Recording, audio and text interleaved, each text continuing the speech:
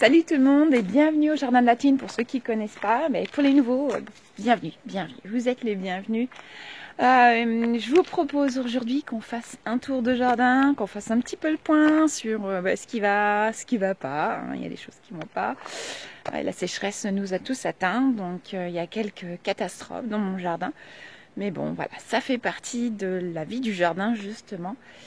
Bref, on va avancer, on va profiter du frais pour se promener ensemble. Allez, c'est parti. Alors, une des notes positives, c'est ma glycine qui est encore en fleurs. Regardez ça. Alors qu'elle avait gelé au printemps et qu'on n'avait pas eu une seule inflorescence qui n'avait pas brûlé par le gel, eh bien, elle est encore en fleurs. Plutôt sympa, hein? Allez, on va aller à la serre. Donc au niveau de la serre, c'est pas top devant. Il faut que je déplace tout, il faut vraiment que je mette tout à l'ombre. Voyez, regarde même le figuier là. Il est bien cramé. Mes boutures de rosier que j'ai toujours pas plantées cette année parce que je sais pas où les mettre. Eh bien, bon, ben voilà, ça donne ça ici. Là, c'est pas forcément mieux. Heureusement, j'en ai qui ont voilà, peut-être certainement parce qu'ils étaient un peu couverts, mais ici, là, ça a survécu. C'est encore en forme. Donc là, ça c'est chouette.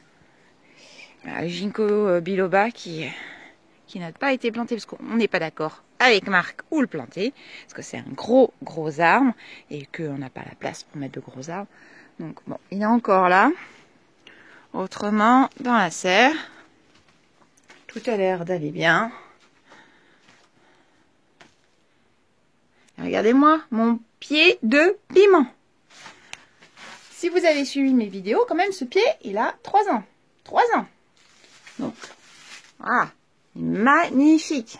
Magnifique. Regardez-moi tous ces beaux piments rouges qu'il faut que je récolte. Voilà. Puis encore des fleurs qui arrivent. Là, vous la voyez celle-ci, là? Juste là. Là, il y en a même encore plus haut. Il est encore plus haut que les autres années, ce pied de piment. Puis il y a celui-là, là, qui a 3 ans aussi. Puis regardez-moi ça, là. Oh, ça sent bon. Ça, c'est des œillets. Genre d'œillets. C'est œillet passion et œillet mangue, il me semble. J'ai un doute sur celui-là. Regardez comme c'est mignon, ces petites fleurs jaunes. Là, vous prenez les fleurs, vous pouvez les manger. Et le feuillage, vous mettez à infuser. C'est délicieux. Allez, on continue. Je vais en profiter pour ouvrir aux poules et aux pintades.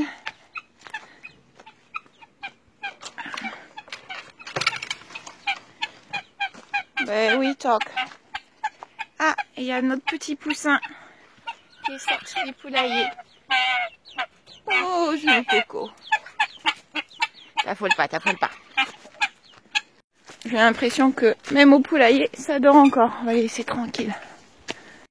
Vous allez voir, j'ai perdu énormément de plantes. Voilà, et après il a fallu que je sélectionne, que je priorise quelles sont les plantes que je souhaitais conserver parce que mes réserves en eau sont limitées. Bien sûr, hein, comme beaucoup d'entre nous, on se dit bon, on va peut-être rajouter quelques cuves si on peut. Voilà, c'est peut-être un de nos objectifs. On va voir.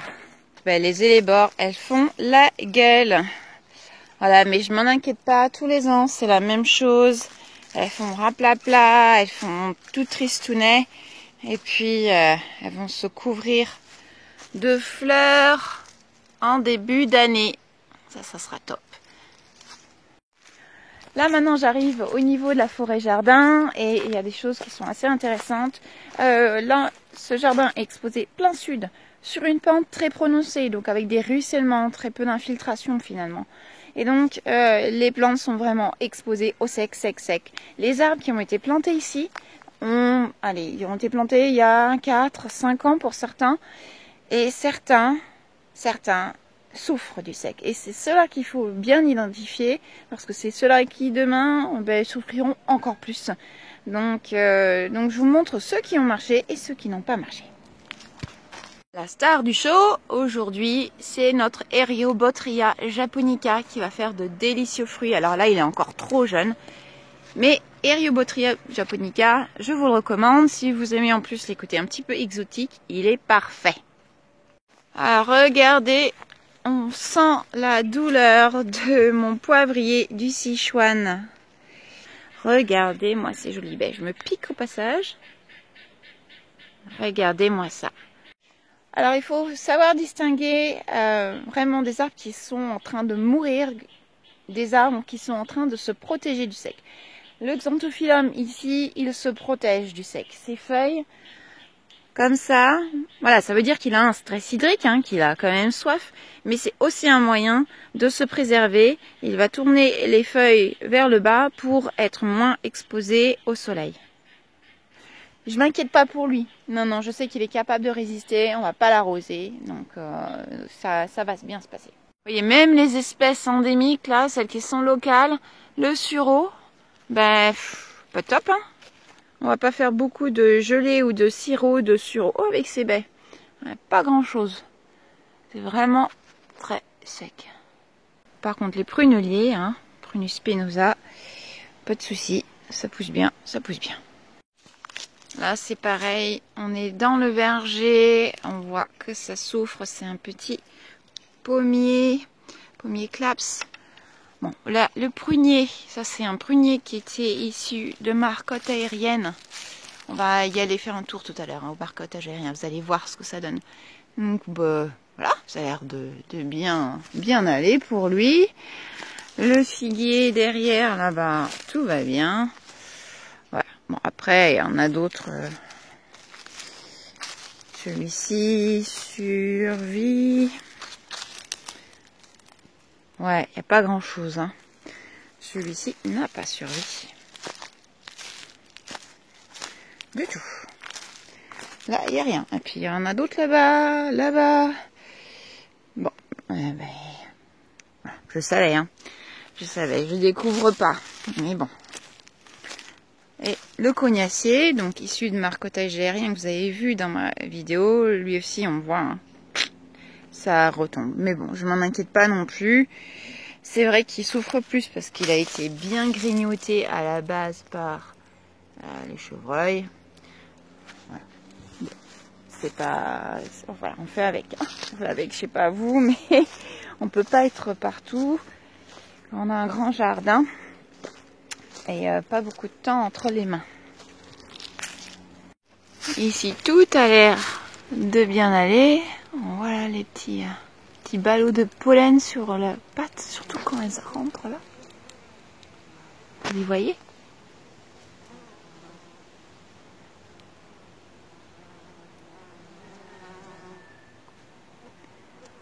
Ça bosse, hein? Bravo les filles! Voici le petit cerisier arbustif Cherry Boop. Et vous voyez, les marcottes aériennes, elles sont encore là. Et vous voyez les branches. Pas de souci, hein. Hop. Quand on se dit que l'écorce a été enlevée, non, non, tout va bien.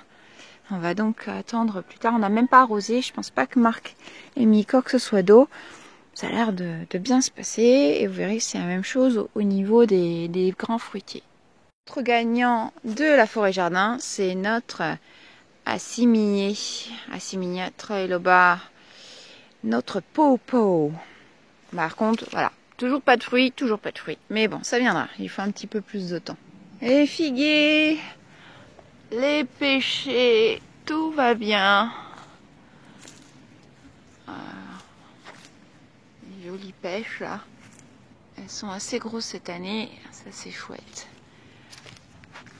Bon, alors, un de mes arbres préférés qui fait des fruits délicieux au printemps, c'est la mélanchée. Et regardez, voilà, on a quand même des pertes, hein, de la feuille qui a bien séché, bien grillé.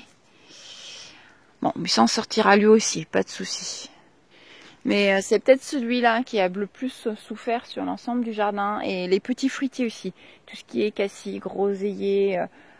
Voilà, là aussi, il y a pas mal de plants qui ont vraiment beaucoup souffert. Je sais pas, est-ce que c'est pareil chez vous? Est-ce que vous avez perdu beaucoup de petits fruitiers? Ici, c'est vraiment la catastrophe. Là, j'ai un cassis. Regardez l'état de ce cassis. Alors, il peut se remettre. Et j'ai des petits arbres aussi. Voilà, ça c'était un petit cornouiller. Alors, il se développe très lentement, mais il est sec de chez sec. Il n'y a rien à en retirer de celui-là. Et mon approche quand je fais des plantations, hein, même voilà, chez mes clients ou dans mes projets maintenant, c'est parce que j'ai plus vraiment de clients. Dans mes projets, c'est si un arbre, si une plante ne survit pas les 2 premières années, c'est pas la peine. Je ne vais pas insister, c'est que j'ai mal choisi ma plante. Donc là, moi j'avais un doute quand on avait choisi les cornus, eh bien mon doute c'est confirmé, c'était pas la bonne plante sur les terrains très secs, ça amène à mi-ombre, terrain vraiment acide ici, on est en neutre, légèrement acide. Bon, ils avaient bien poussé au début, mais c'était pas vraiment un bon choix. Mais bon, on aurait bien aimé avoir des fruits de ces cornouillers comestibles. Regardez, ça c'en est un autre. Voilà, ce qui reste, voilà, voilà. Donc, là, il n'y a pas grand-chose, il n'y a rien à manger là-dessus. Et puis, ben, c'est pareil, hein, regardez, là, je parlais du cassis. Ici, on a le chèvrefeuille comestible, qui s'appelle aussi la baie de mai. Regardez dans quel état c'est. Quel état c'est. C'est dégueulasse. Là, j'ai un groseillier ici. Bon, ça souffre, ça souffre, ça souffre, ça souffre. Allez, oh, je vous montre le reste. Ah ben là, par contre, ça a l'air d'aller. Regardez mon efflier, il a l'air de bien aller. J'ai des fruits et vous avez repéré peut-être une marcotte aérienne juste là. Vous voyez la branche au-dessus, tout va bien, hein, elle n'est pas sèche. Hein. Tout va bien. Donc j'espère pour ceux qui ont eu envie de tester les marcottes aériennes que ça marche. Là où je souffre en tant que grande amoureuse des plantes, eh bien, là où c'est plus douloureux pour moi, c'est dans mon jardin des ornementales comestibles. Et là, on va pas y passer longtemps parce que, ben, franchement, il n'y a pas grand-chose à dire. Hein. C'est l'hécatombe. Franchement, c'est l'hécatombe. Donc voilà. Allez, on fait le tour. Voilà, c'est sec. Sec. Sec. Alors, il y a quelques plantes qui survivent bien. Même le fenouil. Regardez-moi mon fenouil. Ma sauge, l'origan qui ressemble plus à rien. Voilà, ça risque quand même de survivre. On a les plantes curry. Regardez les feuilles, les plantes curry. Regardez comme c'est sec, sec, sec. Voilà, les chrysanthèmes. Voilà, tout se protège, tout est recroquevillé. On essaye d'échapper au soleil. Voilà, tout. Voilà, même le buddléia. Alors, ce qui fonctionne bien, c'est les graminées. Les graminées, pas de soucis. Voilà, donc là, regardez, il n'y a rien du tout. Rien, c'est brûlé. Brûlé. Mes campagnes, même les euphorbes, j'y crois pas. Ouais, c'est... la verbeine de Buenos Aires, elle est pas mal. Elle survit. Elle survit bien, la petite verbeine de Buenos Aires. Mais même des plantes, enfin, je me dis, mais des plantes... Il y a des plantes, je me dis, mais j'aurais jamais imaginé qu'elles allaient autant souffrir de la sécheresse. Enfin, les sauges, merde. Alors, il y en a une qui va bien. Il y en a une qui supporte très très bien. À ma grande surprise, ce sont les sédames. Après, voilà, ça reste quand même une plante succulente, donc pourquoi pas. Regardez-moi ce sédame comme il est beau. Il n'y a pas de souci. Regardez. Mes petits Rebecca, Gora, Équiné, c'est quoi ça? Oh, je sais même plus. Puis je suis frustrée. Je sais pas si vous c'est pareil, mais moi, alors j'en suis malade. Et Penstemon, là, un jeune plant, mais quand même. Même là, de l'origan. Regardez, vous en voyez quelque chose de l'origan là? Il n'y a pas grand chose hein, qui reste. Ah, ça. Tout sec. Non, mais quand je dis sec, mais c'est sec. Alors, c'est là où c'est le pire. C'est apprenant aussi, hein. On apprend de la nature et là c'est vrai qu'il y a une sélection plutôt radicale, mordante, douloureuse qui se fait, mais bon, moi ça me permet de comprendre vraiment ce qui peut fonctionner dans des situations très très sèches. Voilà. Restons positifs. Je sais pas si vous êtes comme ça vous aussi, mais voilà, encore un sédum. Alors sédum. allez-y sur du sédum, je vous le dis, parce que regardez, le petit origan, le petit teucrium ici, hein, il n'y a pas de problème. Quand je vous dis que les graminées ça va, voilà, hein, pas de souci.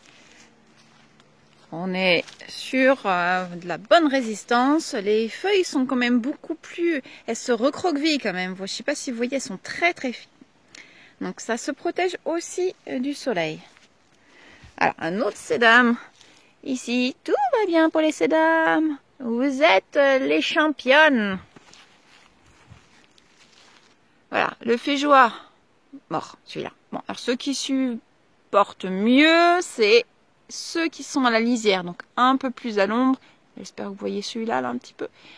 Voilà, donc là, ça va encore. Allez, on va aller au potager, où c'est un petit peu plus frais, où ça supporte mieux donc le sec. Ouais. Je vais vous montrer donc les autres marcottes aériennes, comment ça a poussé, les quelques légumes qu'on a plantés cette année. Voilà, tout sera mieux. Voilà, on s'inquiète pas. D'ailleurs, pour ceux qui s'inquiètent de leurs hortensias, ne vous inquiétez pas trop. C'est normal quand ils sont en situation de stress et ils font comme ça. Voilà, ça ne veut pas dire qu'il faut les arroser, les arroser, les arroser. Si c'est des jeunes plants, on arrose systématiquement. Mais tous mes hortensias, normalement, sont comme ça quand il fait très très chaud. Alors là, et encore une fois, ils ont subi le gel, on n'a pas de fleurs, presque pas de fleurs. Normalement, ils sont couverts de fleurs, mais ça fait 2 ans où on n'a rien. 2 ans, on n'a presque pas de fleurs à cause des gelées tardives. Donc voilà, donc les hortensias, vous inquiétez pas, ils rabaissent leurs feuilles pour se protéger encore une fois du soleil, et puis après, ben, ça va de nouveau fleurir et se remettre bien. Voilà, l'hibiscus, très bien l'hibiscus. Regardez-moi cet hibiscus couvert de fleurs. Et vous savez que ça se mange. Hein. Vous pouvez le manger. C'est très sucré, très bon. Donc voilà. Mais on reviendra dessus. Si ça vous intéresse, dites-le moi, dites-le moi. Donc là, je vous propose de finir cette visite du jardin par le potager, qui est voilà, là où c'est quand même assez rassurant. Bien sûr, il y a plus d'humidité parce qu'on est vraiment à côté de la rivière. Je vais d'abord vous montrer l'état de la rivière, que vous vous rendiez compte de la sécheresse. Il y a encore 2 semaines, non, il y a encore 1 semaine, l'eau coulait. Là, je vous laisse voir. Voilà à quoi ressemble la majorité du ruisseau. Là, il y a quelques trous d'eau hein, à certains endroits, mais il y a un peu plus d'eau juste chez nous, mais c'est une catastrophe. Il y a un petit papillon là qui essaye de s'abreuver, le pauvre. Alors, c'est parti pour le tour du potager. Les premiers rayons de soleil commencent juste à toucher. Bon, vous connaissez ma vue préférée. Voilà, c'est celle-ci. Ça pousse bien. Alors, regardez-moi toutes ces baies.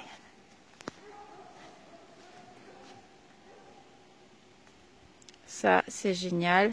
Alors, je suis étonnée que les chevreuils ne soient pas encore venus y goûter. J'ai appris récemment que les mûres qui sont laissées comme ça et qui vont vieillir, donc qui vont commencer à fermenter sur les plantes, eh bien, sont les fruits préférés des chevreuils. Oui, oui, oui. Les fruits préférés, un petit goût d'alcool, ils en raffolent. Et si vous croisez un chevreuil un petit peu énervé, c'est peut-être qu'il a eu un petit coup dans le nez. Voilà. Donc, et les femelles, elles se restent plus discrètes, ça titube un petit peu. Et les papillons aussi, les papillons qui s'abreuvent de certains nectars peuvent être un petit peu influencés dans leur trajectoire par le degré d'alcool qu'il peut y avoir dedans. Il y a même certaines espèces qui peuvent avoir des addictions sur certaines plantes. Voilà, comme ça. Mais il n'y a pas que nous, hein, il n'y a pas que les humains. Voilà. La nature, il y a de tout, il y a de tout. Il va falloir qu'on range un peu ces lianes. Franchement, toutes ces mûres là récoltées, c'est des ronces sans épines. Voilà, des ronces sans épines, ça c'est plutôt chouette. Les poires de terre, ben, certains pieds, alors celui-là il est pas top, on voit qu'il souffre. Et puis celui-là, je sais pas si vous le voyez, il est absolument magnifique. Les haricots, tout va bien. Hein, voilà, on commence à en avoir. J'en ai repéré ici. Il faut qu'on récolte tout ça. Les courgettes, on a récolté déjà plusieurs. De la carde, des salades, les pommes de terre, les betteraves. Voilà. Au niveau des pommiers, bon, je crois que ce sont les oiseaux qui se sont régalés. Regardez ce qu'ils nous laissent. Voilà, c'est ça. Voilà. C'est pas grave, c'est pas grave. Faut qu'il y en ait pour tout le monde. Nous, on survivra aussi. Les courgettes. On va passer par ici. Les choux. Pas de souci. Alors là, je sais plus ce que c'est. Si c'est non, les cornichons. Les cornichons de Tao, je crois. La patate douce qui va bien. La patate douce qui va plutôt bien. Ça va. Ça va. Alors bon, pour ceux qui savent, ça a été complexe pour nous le début de saison. On n'a pas commencé comme on souhaitait. Voilà. Donc, mais regardez ce jardin. Il est plein de vie. Il y a plein de choses à manger quand on s'y connaît un petit peu. Regardez mon pied de salade. On va laisser grainer. Il est magnifique. Toutes ces petites fleurs là. Regardez. Sympa. Donc là, je vais le laisser grainer. Et l'année prochaine, au printemps, eh bien, j'arrive à distinguer les jeunes plantes. Donc je laisserai ma salade se ressemer tout seul et revenir toute seule. Voilà, c'est pour ça que j'ai des pieds un petit peu partout. Alors forcément, j'en rajoute ou j'en déplace même. Mais quand la nature fait les choses elle-même, elle les fait généralement plutôt pas mal. Regardez mon fuchsia. Je ne sais pas si vous avez vu la vidéo sur le fuchsia. Les baies se mangent de celui-ci. Allez, on va faire ce que vous attendez depuis un moment, c'est regarder ces fameuses marcottes aériennes. Regardez. Là, hop, première branche. Alors ce pommier souffre plus, donc voilà, c'est pas top, mais celle-ci, pas de souci sur les marcottes. Vraiment dans l'ensemble, ça va très très bien. Là, je sais pas si vous voyez celle-ci, cette branche. Là, hop. Voilà, et Marc n'a pas du tout arrosé les boules. Hein. Donc pour l'instant, tout va très bien. On a simplement eu une marcotte là dont la tige a cassé. Donc on a dû l'enlever complètement. Mais autrement, tout va très très bien. Regardez là. On voit pas grand chose d'ici. On va faire le tour. Je sais pas si vous verrez mieux. Non. Ici. Voilà. Donc là, vous pouvez distinguer donc une première boule avec deux branches. Voilà. Donc ça va faire un arbre. Et un deuxième juste à côté sur l'autre branche. Voilà, ici. Donc là, ça va faire vraiment de beaux arbres. Vous voyez, les feuilles sont bien là, bien vertes. On voit que bon, ça souffre un petit peu plus jaune, mais franchement, pas de souci, ça va bien survivre. Et on aura de nouveaux arbres à l'automne, et ça en quelques mois. Voilà, si vous n'avez pas regardé la vidéo, je vous encourage à la regarder. Voilà, je vais vous laisser ici. J'espère que vous avez aimé faire cette petite promenade matinale avec moi au frais. J'espère que voilà que ça va pour vous mieux qu'ici. Mais en tous les cas, restez courageux. Même si ça marche pas, eh c'est l'opportunité d'apprendre, d'essayer de nouvelles espèces qui vont être plus résistantes, de sélectionner les graines de vos plants qui ont été les plus résistants aussi. Vraiment de les garder et de travailler avec ça. Il y a plein de personnes qui le font et qui ont des résultats qui vont de mieux en mieux, enfin des meilleurs résultats d'année en année. Donc voilà, je vous encourage à essayer vous aussi de sélectionner vos graines. et de laisser la nature faire le plus possible parce que c'est un travail énorme, énorme. Voilà, en tous les cas, je vous fais de gros bisous, je vous souhaite bon courage au jardin, ne vous découragez pas. Allez, tous ensemble, allez, allez. Allez, à plus tard, salut.